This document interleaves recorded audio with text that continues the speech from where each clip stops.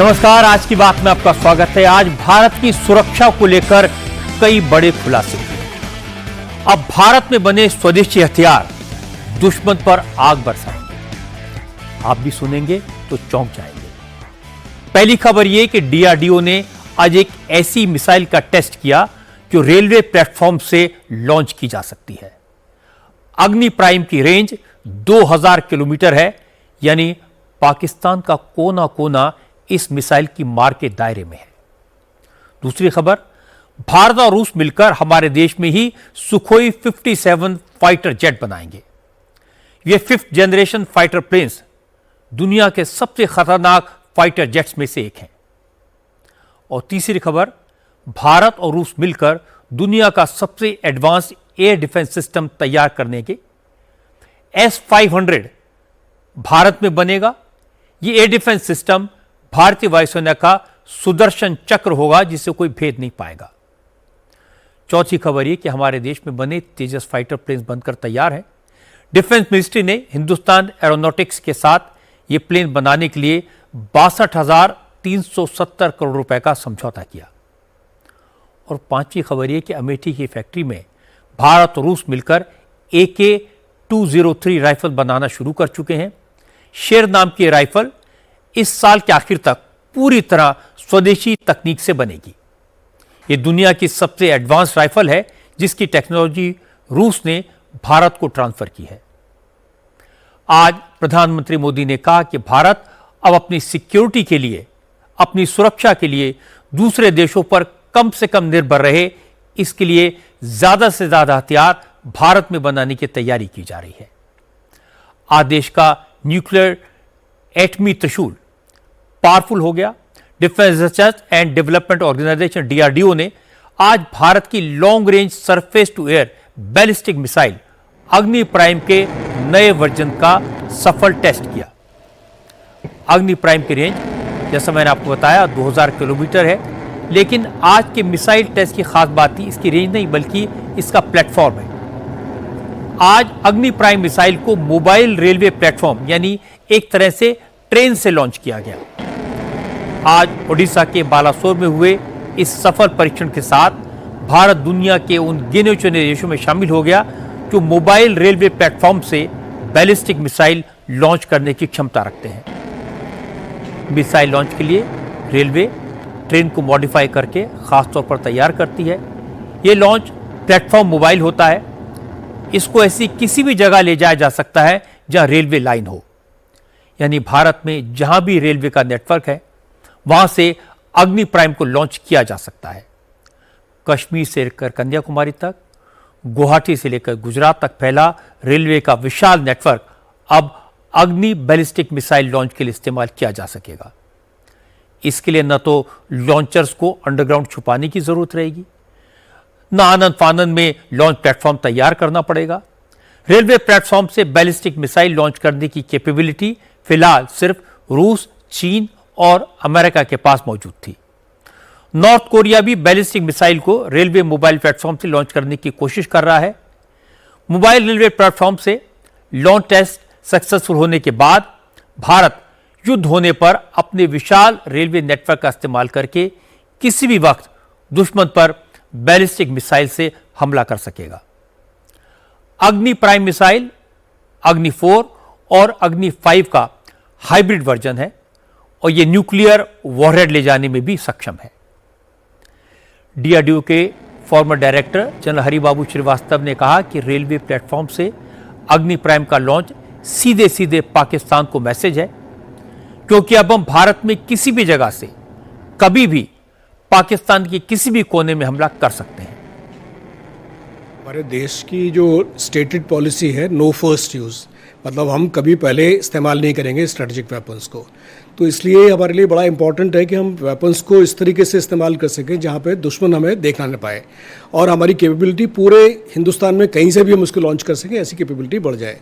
तो rail launch करने से अब हम पूरा रेल नेटवर्क यूज़ करके कहीं से भी इस वेपन को लॉन्च कर सकते हैं। तो इससे हमारी जो आत्मनिर्भरता है, जो हमारी सेकेंड लॉन्च में जो हमें डिस्प्रपोर्शनेट जो हमको एनिमी को नुकसान पहुंचाना है, वो कैपेबिलिटी हमारी बहुत ज़्यादा बढ़ गई है।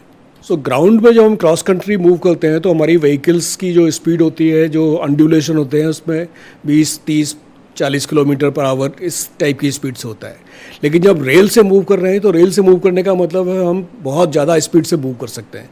तो हमें किस वेपन को पहले हमने कहाँ रखा था, लॉन्च करने के लिए हमें जल्दी ही कहाँ ले जाना है, और हम कहाँ पर इसको ले जाके जो हमारे लिए जो इम्पोर्टेंट लोकेशंस हैं उनको हम कैसे सेव कर सकते हैं, ये सब कैपेबिलिटी हमें बहुत कम टाइम में प्राप्त हो जाएगी। अग्नि प्राइम की जो हमने अभी लॉन्च की है कल, उसकी 2000 किलोमीटर की रेंज है, और 2000 किलोमीटर की रेंज में बहुत सारे जो स्ट्रेटेजिक लोकेशंस हैं एनिमी के, वो हमारे आते ही हैं, आप समझते हैं उसको। सबसे बड़ी बात यह है कि मोबाइल होने से पूरे हिंदुस्तान में कहीं से भी लॉन्च कर पाने की कैपेबिलिटी होने के लिए हमें बहुत सारा communication network, command and control network वो सब इस्टेब्लिश करने होते हैं। और क्योंकि अब हमने ये मारक क्षमता हासिल कर ली है, तो जो टेक्नोलॉजिकल सुपीरियरिटी है और जो स्ट्रेटेजिक बेनिफिट्स हैं वो सब हमको मिल जाएंगे। रेलवे प्लेटफॉर्म से बैलिस्टिक मिसाइल लॉन्च करने की कैपेबिलिटी क्यों इंपॉर्टेंट है, उसका एक एग्जाम्पल मैं आपको बताता हूं। इस साल जून में जब ईरान और इजराइल के बीच 12 दिन का युद्ध हुआ था, तब इजराइल की डिफेंस फोर्सेस बार बार ईरान के मिसाइल लॉन्चर्स को टारगेट कर रही थी।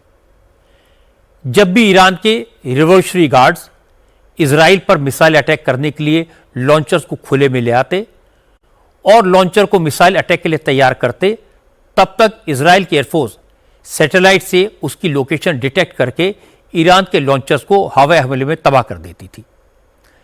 इसी वजह से ईरान को अपनी मिसाइल्स और लॉन्चर्स का ठिकाना बार बार बदलना पड़ रहा था, और लॉन्ग रेंज की मिसाइल होने के बावजूद ईरान इजराइल को कोई खास नुकसान नहीं कर पाया।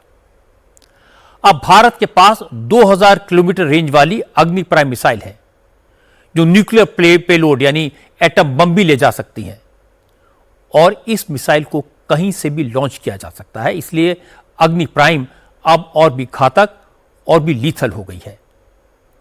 दिल्ली से पाकिस्तानी फौज का हेडक्वार्टर रावलपिंडी और उसकी एयरफोर्स का सबसे बड़ा बेस नूर खान सिर्फ 750 किलोमीटर दूर है। ऐसे में भारत पटना में रेलवे के लॉन्च प्लेटफॉर्म से रावलपिंडी, लाहौर और इस्लामाबाद को अग्नि प्राइम मिसाइल से टारगेट कर सकता है।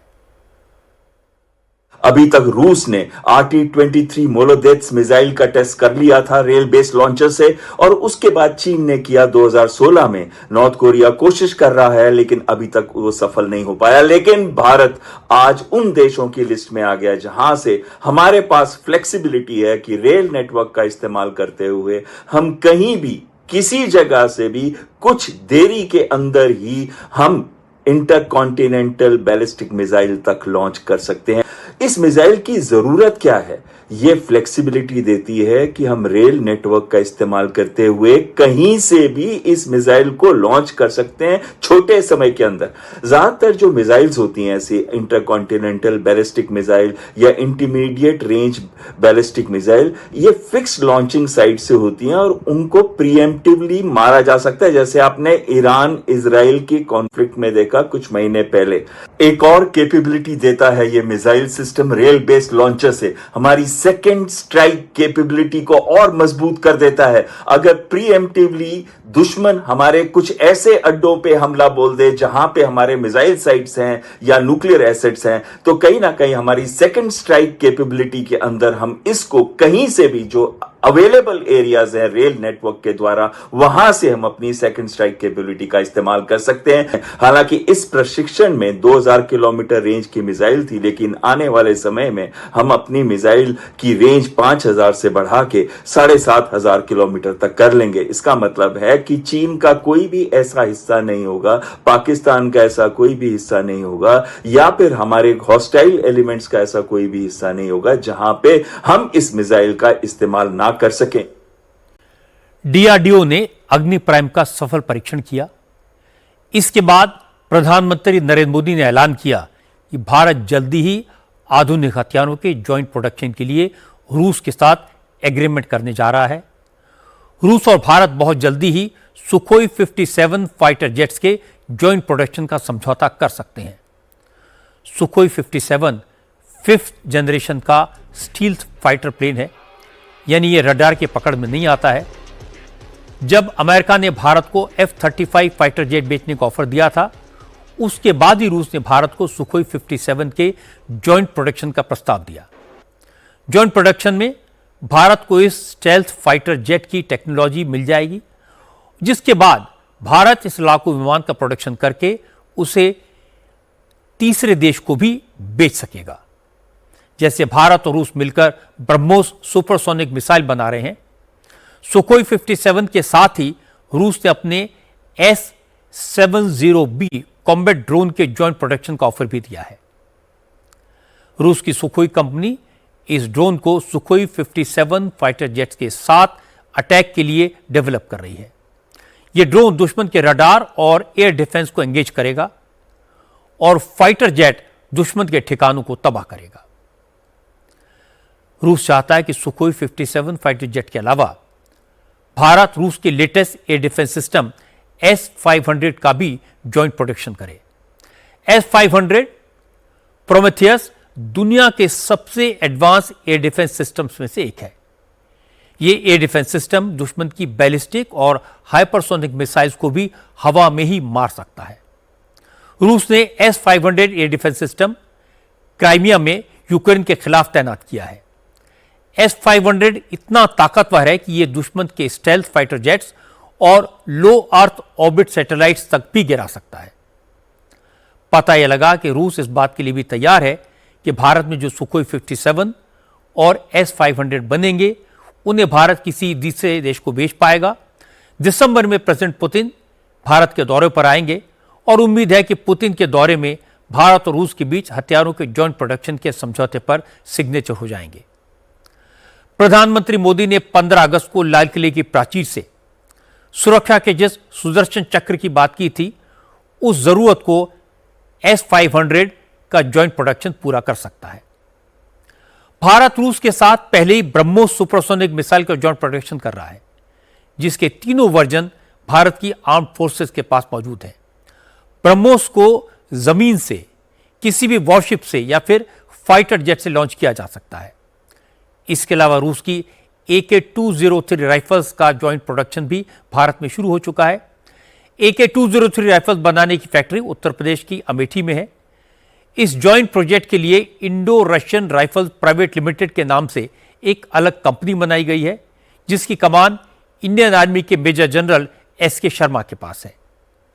मेजर जनरल SK शर्मा ने बताया कि अभी राइफल्स बनाने में 70% तकनीकी स्वदेशी है, जबकि 30% रूसी तकनीक है और कंपोनेंट्स भी इस्तेमाल किए जा रहे हैं। लेकिन इसी साल दिसंबर तक अमेठी की फैक्ट्री 100% स्वदेशी टेक्निक और कंपोनेंट से AK-203 राइफल्स बनाने लगेगी। पिछले 18 महीनों के दौरान इस फैक्ट्री में बनी 18,000 राइफल्स को सेनाओं को सौंपा जा चुका है। इस साल दिसंबर तक 22,000 और राइफल्स फौज को दे दी जाएंगी। अमेठी की फैक्ट्री को 10 साल में 6 लाख से ज्यादा AK-203 राइफल बनाने का कॉन्ट्रैक्ट दिया गया है। मुझे 6,01,427 राइफलें 10 साल में बनानी है। पहले 17,000 राइफलों में हम TOT को एब्जॉर्ब करेंगे, जो कि रशिया से आएगी, 100% TOT टू इंडिया। एंड उसके अगले 8 साल हम हर साल 17,000 राइफलें बनाकर भारतीय सेना को देंगे। ये हमारा कॉन्ट्रैक्ट का प्लान था। उसके हिसाब से हमने प्रोजेक्ट को शुरू किया। आज की स्थिति ये है, हमारा स्टेटस ये है कि हमने 100% TOT या टेक्नोलॉजी रशिया से ऑब्टेन कर लिया है। हमारे पास है वो TOT। इस राइफल के अंदर 160 डिफरेंट काइंड ऑफ मटेरियल लगते हैं। उन सारे मटेरियल्स के रशियन स्पेसिफिकेशन अवेलेबल है, गोस्ट स्पेसिफिकेशन, उसको अब इंडियन बना दिया गया है। इस राइफल में 45 प्रोसेसेस होते हैं, चेक्स होते हैं, जो कि मेरी क्वालिटी कंट्रोल डिपार्टमेंट करती है। पहले रशिया में होती थी, अभी इंडिया में होने लग गई हैं। इसके अलावा आज हम 50% इंडिजनाइज हो चुके हैं। अक्टूबर तक हमारा प्लान 70% इंडिजनाइज होने का है और दिसंबर के अंत तक, दिसंबर 2025 में हमारा प्लान 100% इस राइफल को इंडिजनाइज कर देने का है। उस हिसाब से मैं ये उम्मीद करता हूँ कि मेरा यह राइफल, जिसका नाम हमने बहुत प्यार से और इज्जत से शेर रखा है, ये शेर शायद 31 दिसंबर 2025 में आपके साथ होगा। 100% मेड इन इंडिया AK-203 शेर राइफल। आज प्रधानमंत्री मोदी ने भी स्वदेशी AK-203 राइफल का जिक्र किया। ग्रेटर नोएडा में यूपी इंटरनेशनल ट्रेड शो के उद्घाटन में नरेंद्र मोदी ने कहा, सेना की भी इच्छा थी कि हमारे सैनिकों के पास स्वदेशी हथियार हों।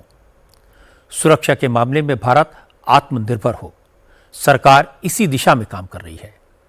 प्रधानमंत्री ने कहा, जिस वेपन सिस्टम की टेक्नोलॉजी भारत के पास नहीं है, उसके लिए हम अपने सहयोगी देशों के साथ कोऑपरेशन बढ़ा रहे हैं। यूपी इंटरनेशनल ट्रेड शो में रूस पार्टनर कंट्री है। मोदी ने कहा, जिस तरह भारत रूस के साथ मिलकर एडवांस AK-203 राइफल बना रहा है, उसी तरह दूसरे घातक हथियारों के लिए भी पार्टनरशिप एक्सप्लोर की जा रही है। हमारी सेनाएं स्वदेशी चाहती हैं, दूसरों पर निर्भरता को कम करना चाहती हैं। इसलिए भारत में ही हम एक वाइब्रेंट डिफेंस सेक्टर डेवलप कर रहे हैं। पुर्जे पुर्जे पर मेड इन इंडिया की छाप हो, हम ऐसा इकोसिस्टम बना रहे हैं और यूपी इसमें भी बड़ी भूमिका निभा रहा है। बहुत जल्द रूस के सहयोग से बनी फैक्ट्री से AK-203 राइफल का उत्पादन शुरू होने जा रहा है। यूपी में एक डिफेंस कॉरिडोर का भी निर्माण हो रहा है, जिसमें ब्रह्मोस मिसाइल समेत अनेक अस्त्र शस्त्र का निर्माण शुरू भी हो चुका है। एयरफोर्स की ताकत बढ़ाने के लिए आज सरकार ने हिंदुस्तान एरोनॉटिक्स लिमिटेड के साथ तेजस मार्क 1 स्वदेशी हल्के लड़ाकू विमान खरीदने का एग्रीमेंट किया।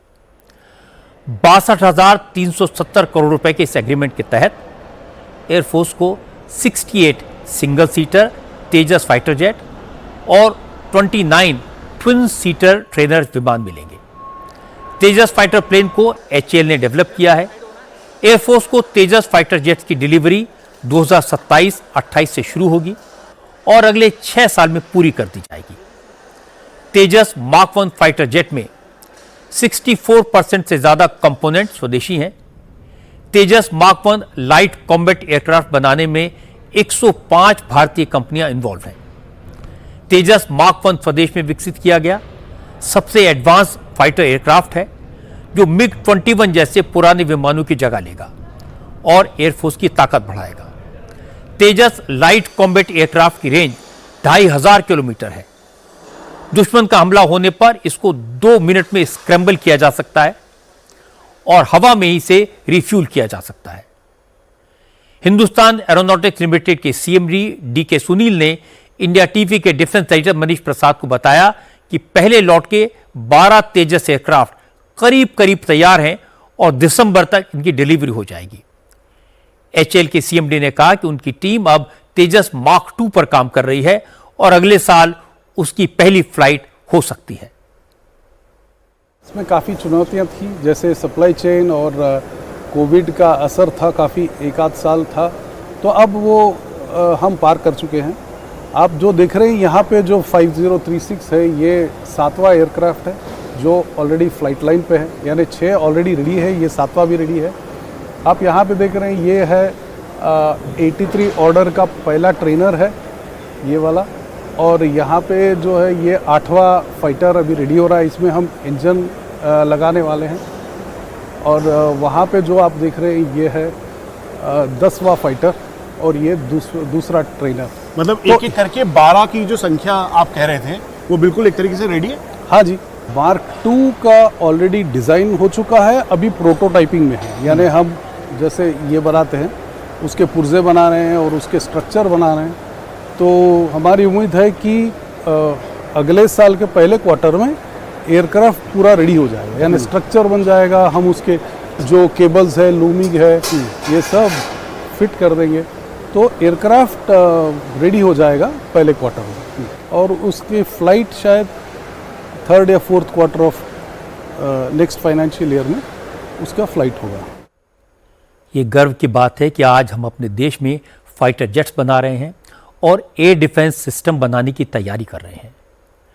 नए ज़माने में सुरक्षा के लिहाज से बहुत ज़रूरी है जितना हो सके हथियार अपने देश में बने, हथियारों की पूरी टेक्नोलॉजी ट्रांसफ़र की जाए ताकि युद्ध के दौरान किसी का मुंह ना देखना पड़े। ऑपरेशन सिंदूर के दौरान ये ज़रूरत महसूस हुई। ऑपरेशन सिंदूर ने यह भी साबित कर दिया कि भारत में बनी मिसाइल्स किसी से कम नहीं है। इस छोटी सी जंग में ब्रह्मोस ने जो कमाल दिखाया उसकी चर्चा पूरी दुनिया में हुई। आजादी के बाद 60-65 साल तक किसी ने यह सोचा नहीं कि हम अपने देश में हथियार बनाएं। सारा ध्यान करोड़ों रुपए के हथियार इंपोर्ट करने पर होता था। हर डिफेंस डील में कमीशन खाए जाने की खबरें आती थी। नरेंद्र मोदी ने इस सोच को बदला। मोदी ने नीति बनाई कि भारत को अपनी रक्षा के लिए हथियार अपने यहां बनाने चाहिए। टेक्नोलॉजी ट्रांसफर पूरी तरह होना चाहिए और इसकी शुरुआत हो चुकी है, लेकिन डिफेंस की जरूरत बहुत बड़ी होती है, इसलिए हम पूरी तरह आत्मनिर्भर हो पाएं इसमें वक्त लगेगा। लेकिन अंग्रेजी में कहावत है, well begun is half done. और भारत में जिस तरह की मिसाइल्स, जिस तरह के राइफल्स, जिस तरह के जेट्स बन रहे हैं वो एक शुभ संकेत है। आज प्रधानमंत्री मोदी ने उत्तर प्रदेश के इंडस्ट्रियल और इकोनॉमिक ग्रोथ की जमकर तारीफ की। मोदी ने कहा कि रूसी राइफल का प्रोडक्शन यूपी में हो रहा है, डिफेंस कॉरिडोर भी यूपी में बन रहा है, भारत मोबाइल बनाने के मामले में दुनिया में दूसरे नंबर पर है और भारत में बनने वाले आधे से ज्यादा मोबाइल यूपी में बनते हैं। आज यूपी इंटरनेशनल ट्रेड शो के उद्घाटन के मौके पर मोदी ने कहा कि योगी आदित्यनाथ की मेहनत से यूपी इन्वेस्टर्स की पहली पसंद बन गया है। ये गर्व की बात है। इंटरनेशनल ट्रेड शो में यूपी के करीब 2500 एग्जीबिटर अपने प्रोडक्ट्स को रख रहे हैं। 80 देशों के 500 से ज्यादा बायर्स ट्रेड शो में पहुंचे हैं। इस मौके पर प्रधानमंत्री ने कहा, जब पूरी दुनिया में उथल पुथल है, इकोनॉमिक इंस्टेबिलिटी है, तब भारत की ग्रोथ रेट सबका ध्यान खींच रही है और भारत के आर्थिक विकास में उत्तर प्रदेश ग्रोथ इंजन साबित हो रहा है। मोदी ने कहा कि वो भारत को हर मामले में आत्मनिर्भर बनाना चाहते हैं, इसीलिए आज सरकार मैन्युफैक्चरिंग सेक्टर को बढ़ावा दे रही है। मोदी ने कहा कि पिछले 8 साल में यूपी में कनेक्टिविटी बढ़ी है, नए एयरपोर्ट, एक्सप्रेसवे बने हैं, लॉ एंड ऑर्डर मजबूत हुआ है, इसलिए यूपी में इन्वेस्टमेंट बढ़ा है। इन्वेस्टमेंट के लिए हमारा उत्तर प्रदेश भी अद्भुत संभावनाओं से भरा हुआ है। बीते कुछ वर्षों में यूपी में कनेक्टिविटी की जो क्रांति हुई है उसने लॉजिस्टिक कॉस्ट को बहुत कम कर दिया है। यूपी देश में सबसे ज्यादा एक्सप्रेस वे वाला प्रदेश बन चुका है। यूपी देश के सबसे अधिक इंटरनेशनल एयरपोर्ट वाला प्रदेश है। ये देश के 2 बड़े डेडिकेटेड फ्रेट कॉरिडोर्स का हब है। हेरिटेज टूरिज्म में भी यूपी नंबर 1 है। नमामि गंगे जैसे अभियानों ने यूपी को क्रूज टूरिज्म के लिए उसके मैप पर ला करके अपना स्थान बना दिया है। वन डिस्ट्रिक्ट वन प्रोडक्ट ने यूपी के अनेकों जिलों के प्रोडक्ट को इंटरनेशनल मार्केट में पहुंचा दिया है। और मुझे तो विदेशी मेहमानों से मिलना होता है तो आजकल मुझे कोई क्या देना है बहुत ज्यादा सोचना नहीं पड़ता है। ये वन डिस्ट्रिक्ट वन प्रोडक्ट का कैटलॉग हमारी टीम देख लेती है, बस उसे दुनिया भर के देश के लोगों को मैं दे देता हूं। साथियों, मैन्युफैक्चरिंग में भी यूपी नए रिकॉर्ड बना रहा है। अब जैसे इलेक्ट्रॉनिक्स और मोबाइल मैन्युफैक्चरिंग का सेक्टर है, बीते दशक में भारत इसमें दुनिया का दूसरा सबसे बड़ा प्रोड्यूसर बना है और इसमें यूपी का रोल बहुत बड़ा है। आज पूरे भारत में जितने मोबाइल फोन बनते हैं उसमें से लगभग 55% मोबाइल यहां उत्तर प्रदेश में बनते हैं। यूपी अब सेमीकंडक्टर सेक्टर में भी भारत की आत्मनिर्भरता को मजबूती देगा। यहां से कुछ किलोमीटर दूर ही एक बड़ी सेमीकंडक्टर फैसिलिटी पर काम शुरू होने वाला। मोदी ने कहा कि इन्वेस्टमेंट को बढ़ावा देने के लिए जरूरी है कि कानून व्यवस्था चुस्त दुरुस्त हो, नियम कानूनों के झंझट ना हो और सरकारी दखलंदाजी कम से कम हो। सरकार ये सब कर रही है और इसका असर दिखाई दे रहा है। इसके लिए मोदी टैक्स रिफॉर्म का एग्जाम्पल दे रहे थे।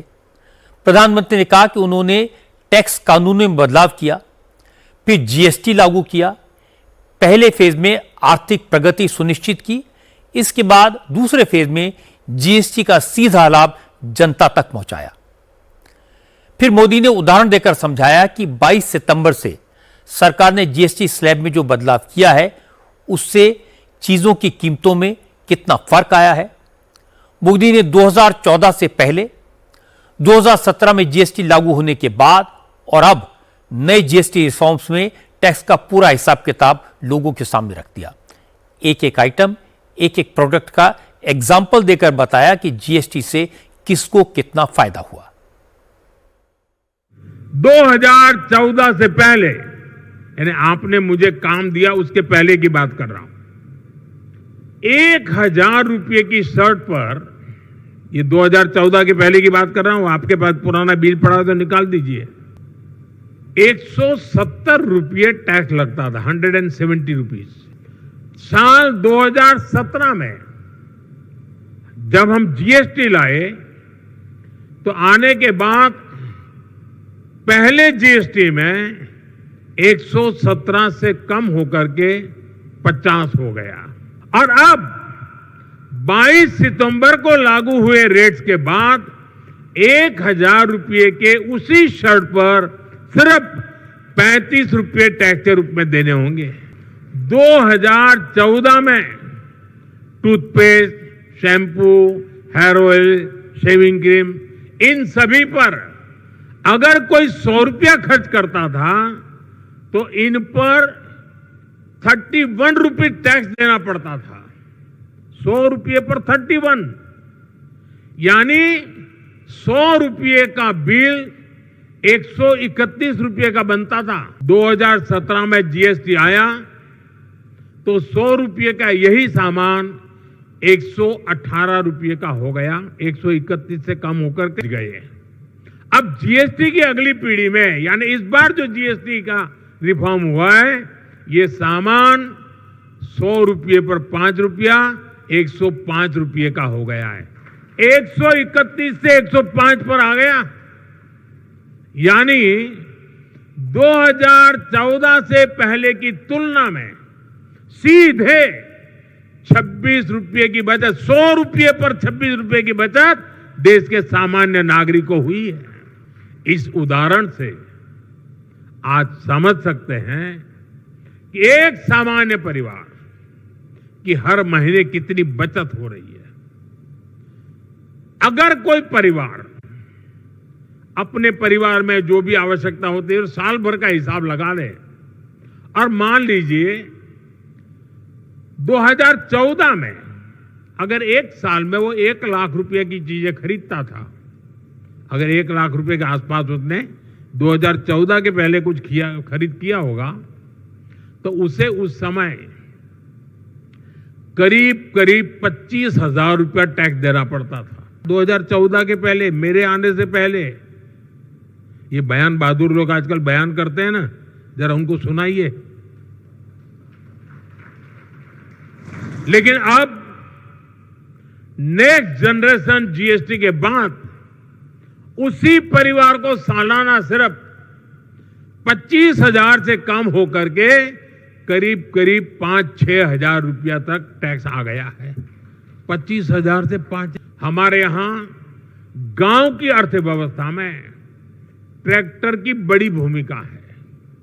2014 से पहले एक ट्रैक्टर खरीदने पर 70,000 रुपये 70,000 रुपये से अधिक टैक्स देना पड़ता था। अब उसी ट्रैक्टर पर सिर्फ 30,000 रुपये का टैक्स लग रहा है। यानी किसान को सीधे एक ट्रैक्टर पर 40,000 रुपये से अधिक की बचत हो रही है। ऐसे ही 3 व्हीलर गरीब के लिए रोजगार का बहुत बड़ा माध्यम है। साल 2014 से पहले एक 3 व्हीलर करीब 55,000 रुपये का टैक्स लगता था। अब उसी 3 व्हीलर पर जीएसटी करीब 35,000 रह गया है। यानी सीधे 20,000 रुपये की बचत हुई है। इसके बाद मोदी ने कांग्रेस पर हमला किया। प्रधानमंत्री ने कहा, जो लोग जीएसटी रिफॉर्म को लेकर भ्रम फैला रहे हैं, लोगों को गुमराह कर रहे हैं, सरकार की नीयत पर उंगली उठा रहे हैं, उन्हें आईना दिखाना जरूरी है। कांग्रेस और विपक्ष की सरकारों ने टैक्स का ऐसा जाल फैलाया था कि मिडिल क्लास से लेकर व्यापारी तक सब उसमें उलझे रहते थे। लेकिन उन्होंने न सिर्फ टैक्स सिस्टम को आसान बनाया, बल्कि लोगों की जेब तक इसका फायदा पहुंचाया, और यह सिलसिला अभी आगे भी जारी रहेगा। गरीब, नियो मिडिल क्लास सबकी बचत हुई है। इसके बावजूद कुछ राजनीतिक दल देश के लोगों को भ्रमित करने का प्रयास कर रहे हैं। 2014 के पहले वो जो सरकार चला रहे थे, उसकी नाकामियां छिपाने के लिए कांग्रेस और उसके साथी दल जनता से झूठ बोल रहे हैं। सच्चाई ये है कि कांग्रेस सरकारों के समय टैक्स की लूट मची हुई थी, और लूटे हुए धन में से भी लूट होती थी। देश के आम नागरिक को टैक्स की मार से निचोड़ा जा रहा था। ये हमारी सरकार है जिसने टैक्स को बड़े पैमाने पर कम किया है, महंगाई कम की है। हमने देश के लोगों की आमदनी बढ़ाई है और बचत भी बढ़ाई है। जब 2014 में उनकी सरकार थी, 2 लाख रुपए तक इनकम टैक्स माफ था, 2 लाख रुपए सिर्फ। आज 12 लाख रुपए की इनकम को टैक्स फ्री करना और नए जीएसटी रिफॉर्म से ही इस साल देश के लोगों को 2.5 लाख करोड़ रुपए बचने जा रहे हैं। और मैं आपको बताना चाहता हूं, हम यही नहीं रुकने वाले। 2017 में हम जीएसटी लाए, आर्थिक मजबूती का काम किया, और 2025 में फिर से लाए, फिर आर्थिक मजबूती करेंगे। और जैसे जैसे आर्थिक मजबूती होगी, टैक्स का बोझ कम होता जाएगा। देशवासियों के आशीर्वाद से जीएसटी रिफॉर्म का सिलसिला निरंतर चलता रहेगा। मोदी ने जो टैक्स की बात की वो बिल्कुल सही है, और वाकई में इस सरकार ने पिछले 11 साल में टैक्स कम किए हैं, जिसकी उम्मीद लोग आमतौर पर नहीं करते। लेकिन साथ साथ मोदी ने आज योगी की तारीफ की। ये तारीफ अखिलेश यादव को पसंद नहीं आई। मैं उनका पक्ष भी आपको सुनवा देता हूं। अखिलेश ने कहा, सच तो यह है कि मेक इन इंडिया का सरकार का नारा फेल हो गया है। यूपी सरकार ट्रेड शो कर रही है, लेकिन यह नहीं बता रही कि अमेरिका के ट्रैफिक से कारोबारियों का जो नुकसान हुआ, सरकार उसकी भरपाई कैसे करेगी। स्वदेशी का नारा लगाने वाली सरकार बाजार में भरे चाइनीज माल को मार्केट से कैसे निकालेगी। जहां आज हम लोग यहां बैठे हैं, वहीं Uttar Pradesh international trade show का कार्यक्रम कर रहा है। ये तब कर रहे हैं जब ये भूल चुके हैं कि अमेरिका ने अभी अभी टैरिफ लगाया है।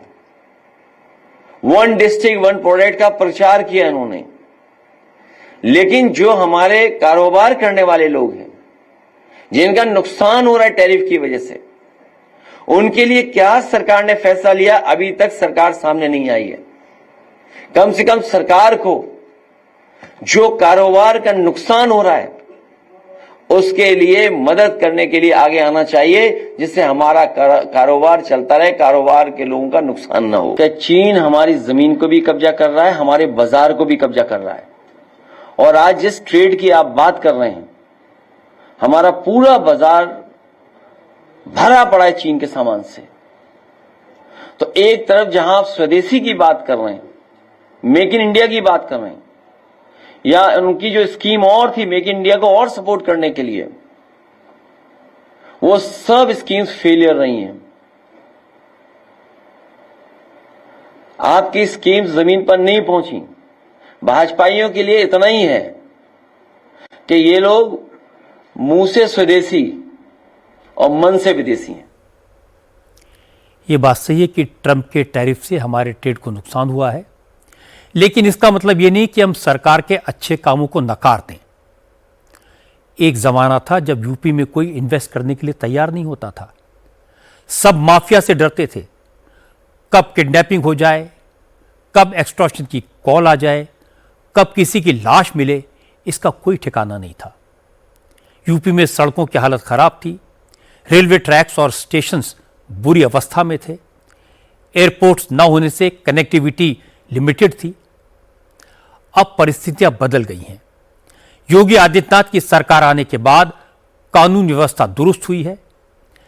एक्सप्रेसवे बनने से, एयरपोर्ट बनने से कनेक्टिविटी में सुधार हुआ है।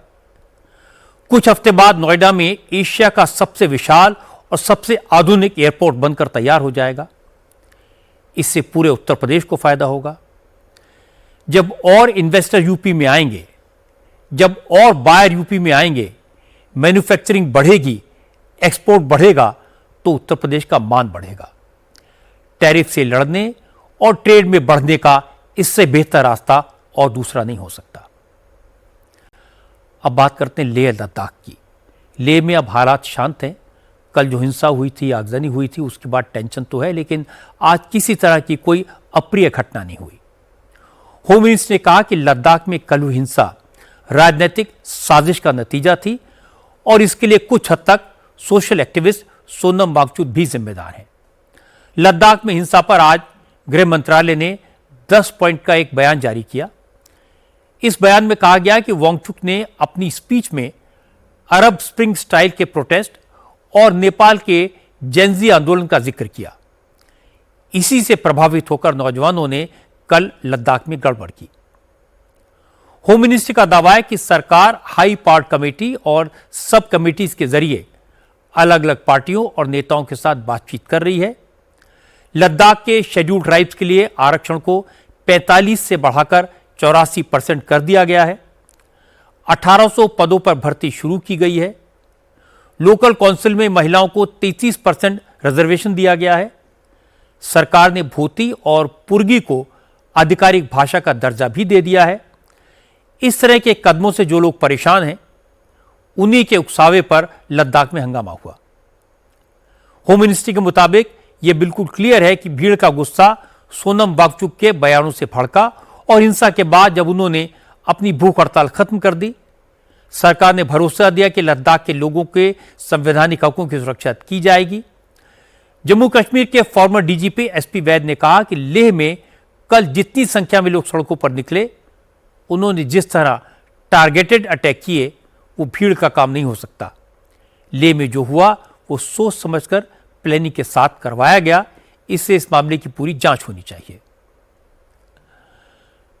लेकिन सोनम वांगचुक का कहना है कि सरकार उन्हें बलि का बकरा बना रही है। उनका इस हिंसा से कोई लेना देना नहीं है। कल लेह में जो हुआ उसकी वजह से उन्होंने अपना अनशन खत्म किया ताकि हालात बेहतर हो जाएं। उन्होंने नौजवानों से शांति की अपील की और अब सरकार उन्हें ही हिंसा के लिए दोषी ठहरा रही है। ये ठीक नहीं है। सोनम वांगचुक ने कहा कि जेन जी शब्द का इस्तेमाल उन्होंने किसी दूसरे कॉन्टेक्स्ट में किया था, लेकिन उनकी बात का गलत मतलब निकाला जा रहा है। आरोप प्रत्यारोप का ये खेल खेलें, ये अच्छा नहीं लगता। ये बहुत दुख की बात है कि हम अपने सर से जिम्मेदारी हटाकर किसी जैसे कहते हैं ना, स्केप गोट, बलि का बकरा बना के उस पे मर दें। ऐसा खेल हमें नहीं खेलना चाहिए। ये चतुराई ज़रूर है मगर समझदारी नहीं है। Clever move but not wisdom. इस समय हमें विजडम की ज़रूरत है। बातचीत घसीटते जा रहे थे, नतीजा कुछ नहीं निकल रहा था।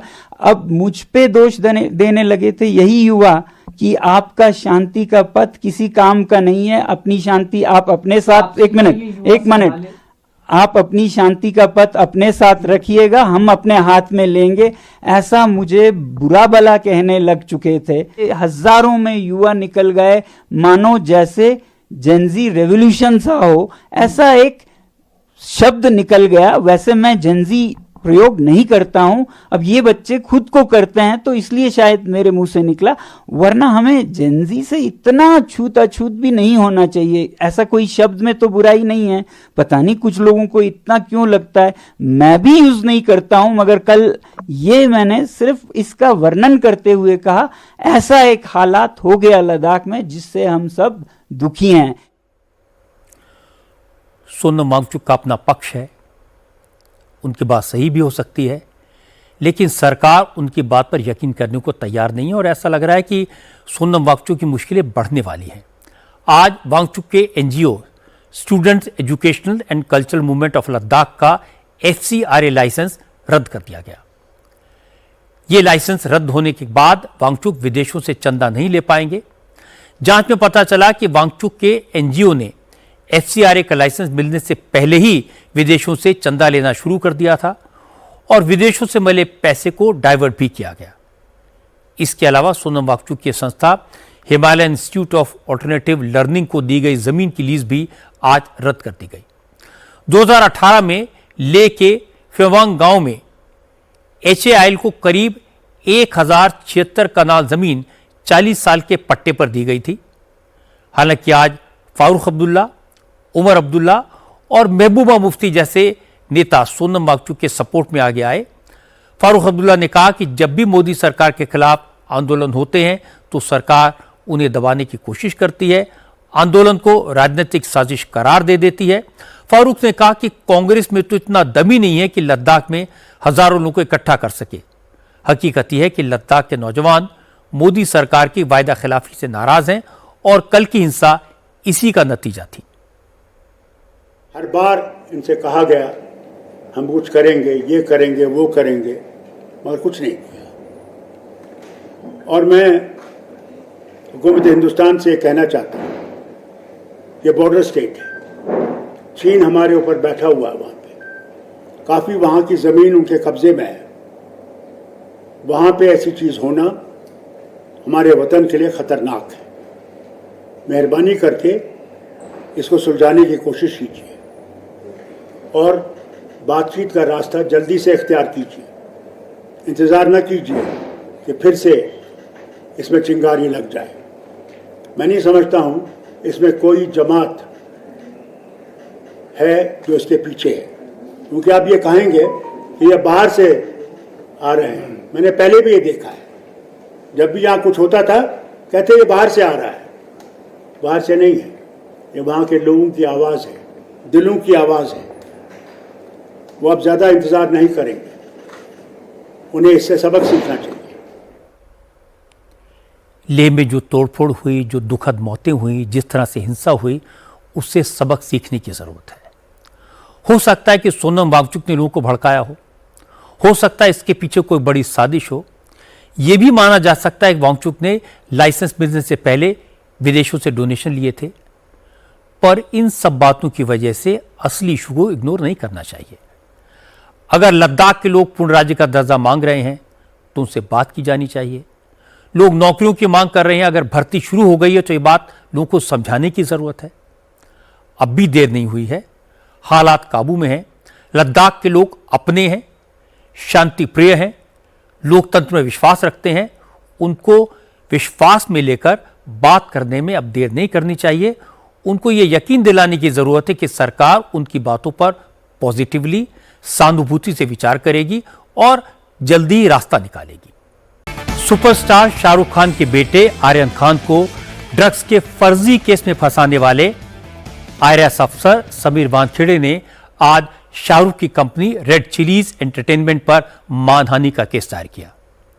दिल्ली हाई कोर्ट में दायर की गई पिटीशन में रेड चिलीज के अलावा नेटफ्लिक्स को भी आरोपी बनाया गया है। वानखेड़े ने आर्यन खान की web series bats of Bollywood पर बैन लगाने और मानहानि के लिए कंपनी से 2 करोड़ रुपए के हर्जाने की मांग की है। असल में bats of Bollywood light content पर आधारित एक एंटरटेनिंग वेब सीरीज है। आर्यन खान ने इसे डायरेक्ट किया है। इस सीरीज के जरिए आर्यन खान डायरेक्शन में डेब्यू कर रहे हैं। एक एपिसोड में एक नारकोटिक्स ऑफिसर को दिखाया गया है। समीर वानखेड़े का दावा है कि जानबूझकर उनके जैसे कैरेक्टर को नारकोटिक्स ऑफिसर रूप में पेश किया गया। ये उन्हें बदनाम करने की, उनका मजाक उड़ाने की नीयत से जानबूझकर किया गया। इस वेब सीरीज में एंटी ड्रग एनफोर्समेंट एजेंसीज की इमेज खराब करने की कोशिश की गई, यह आरोप लगाया। इसलिए सीरीज से जुड़े लोगों पर कानूनी कार्रवाई की जाए।